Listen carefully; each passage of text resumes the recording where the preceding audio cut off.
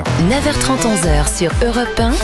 Culture Média. Thomas Hill. Et on démarre avec la session de rattrapage de Jean-Luc Lemoine. Et Jean-Luc, ce matin, nous recevons donc le rédacteur en chef de Fluide Glacial, Clément Argouache. Ah d'accord. Alors avant de commencer, je voudrais vous passer un extrait de nos confrères de Sud Radio qui recevaient justement Clément. Avec nous ce matin, notre invité, c'est Clément Argouache. Je l'ai bien prononcé. Parfait, bonjour. c'est nickel. C'est un nom, un patronyme breton. Une question, c'est possible de faire une semaine sans recevoir des Bretons ou c'est dans le cahier des charges d'Europe 1? C'est vrai qu'en ce moment... Ouais. Ah bah ça va finir par se voir. Hein. En 2 semaines, on a quand même fait Gwendal Poulenec, Nolwenn Le Fustec et Titouan et les Gypsies. Hein. Parce que c'est pas son vrai nom de Chico. Hein. C'est Titouan. Ah, ouais. Ah ben c'est Titouan et les Gypsies. En tout cas, bravo. Il est vraiment puissant, le lobby de la galette. Mais je suis ravi qu'on reçoive Clément parce que je l'ai dit, je suis un vieux fan de Fluide Glacial. Hein. Trop de génie dans un même magazine, Gottlieb, Edika, Binet, Meister.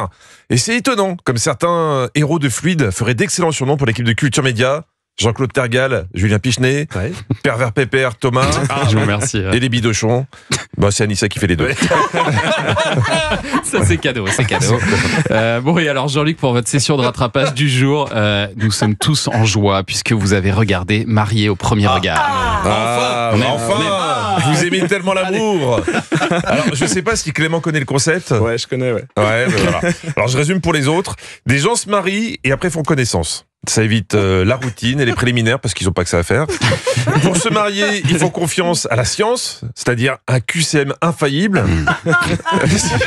Il faut savoir que depuis que ça existe, il doit y avoir au moins 6% des couples qui ont tenu. Soit 7 fois moins que si tu rencontres quelqu'un en draguant dans un bar.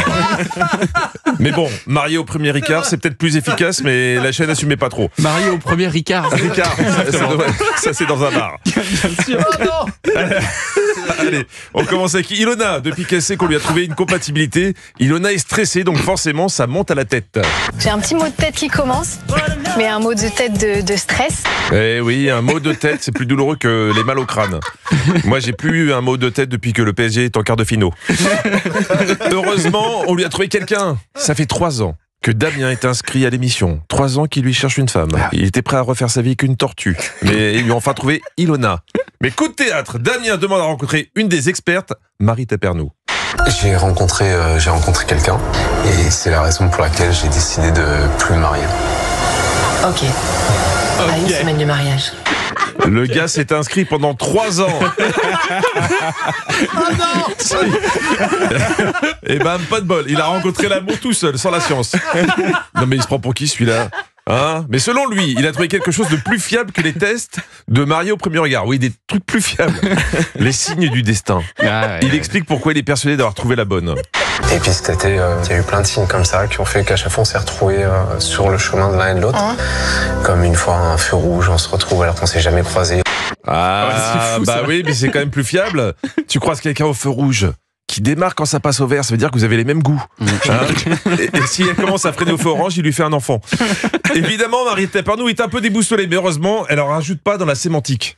Si pour nous c'est un tremblement de terre au niveau de l'expérience, pour la femme à qui vous allez annoncer que vous ne vous mariez pas, ça va être un tsunami. Tremblement de terre, tsunami. Je rappelle qu'ils se sont jamais vus. S'ils s'étaient déjà vus, qu'est-ce que ça aurait été? Astéroïde, pandémie mondiale ou claquage d'Ousmane Dembélé. Je préfère pas savoir. Ce qui choque le plus Marie Tapernou, c'est que Damien puisse être aussi sûr de ses sentiments. Et donc là, en quelques semaines, vous vous sentez déjà amoureux? Ouais. Ouais, elle est choquée. Comment un homme peut être sûr en quelques semaines d'être amoureux, qu'elle a conscience, alors que elle lui proposait de se marier avec quelqu'un qu'il connaissait pas du tout, ce qui aurait été beaucoup plus rassurant. Bon, il y a des nouveaux aussi. Anthony, un garçon très pragmatique qui nous explique comment il aime passer ses journées. Cette journée-là, j'aurais aimé la partager avec ma femme, mais malheureusement, j'en ai pas. Ouais, ça peut se jouer. Ouais. C'est un petit détail qui a son importance. Non, mais c'est comme pour faire l'amour, c'est mieux avec quelqu'un. Hein. C'est vrai. Ce qui compte dans cette émission, c'est de trouver des gens qui s'accordent bien. Donc pour Anthony, qui voudrait passer ses journées avec une femme, mais il en a pas, ils ont trouvé Laurie, qui a une vision très optimiste de la vie. La phrase que je dis souvent, de toute façon, moi je sais, je vais finir ma vie seule avec mon chien. Ouais. Anthony et Laurie sont compatibles à 75%. Ouais, alors en plus c'est fini, les 85 ou 80% de compatibilité. C'est vrai. Je me demande si dans cette émission la compatibilité est pas indexée sur le pouvoir d'achat des Français. Laurie a appris qu'elle allait se marier, donc évidemment, ça lui met des paillettes dans les yeux. Je préfère toujours imaginer le pire. Comme ça, je tomberai pas de haut. Je suis déjà préparée psychologiquement et je serai pas tant déçue puisque je m'y attendais. Il sent pas bon le mariage. Tu sens que ça va zouker en écoutant l'aigle noir de Barbara. Heureusement que la mère de Laurie a bien réagi quand elle a appris que sa fille participait à une émission de M6. Mais Laurie, mais c'est quoi ce truc? Tu fais un jeu comme Pékin là, machin là. Mais ça quand même, Laurie. Eh oui, Laurie s'est trompée de jeu. Sa mère voulait qu'elle fasse Pékin machin, pas mariée au premier ringard ou Top Chef. Je vous fais la suite bientôt. Magnifique, oh là là. Magnifique. Ouais. Rien que pour ça valait le coup de venir, Clément. C'est génial. Ouais, Franchement, vous voyez ce que ça donne?